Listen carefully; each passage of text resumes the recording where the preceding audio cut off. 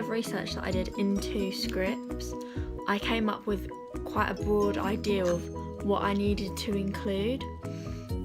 Because I did loads of research into the conventions of scripts, I now know the specific things that I need to include into my script for it to be effective, and that it will allow the making of my film to be as smooth as possible.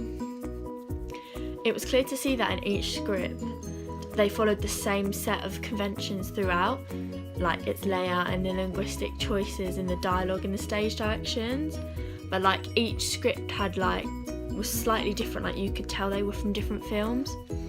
The specific conventions required to produce an effective script that I found from my research were character cues.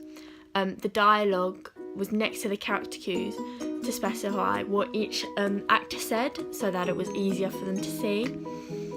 The stage directions were written in italics so that they stood out and were clear, and that they were not part of the dialogue, to make it more obvious for the actors when they were learning their lines, and so that they knew what to do when they were on set. They also used parentheticals, which were signified by brackets during the dialogue, just to add like some emotion to what they were saying. They were just like one-word adjectives. There was also slug lines at the top of the script to portray the start of a new scene, and to tell us basic information about it, whether it was inside or outside, whether it was night or day. There are also more basic conventions such as like page numbers. The name or number of the scene was often written in the top left or right hand corner, and sometimes the actual name of the film was written on the script. The formality of the speech depended on the context of the play. Some were very formal due to the characters needing to be more educated and just because they were of a higher class.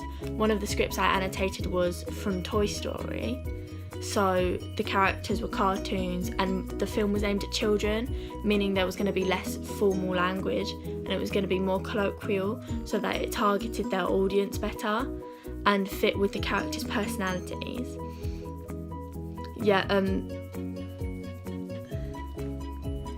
In some of the scripts, say it was in a script for Downton Abbey, the language would be more formal due to the era that it was in and the contextual factors because of the way that people spoke in that era, and then the audience that was aimed at because it was shown on BBC.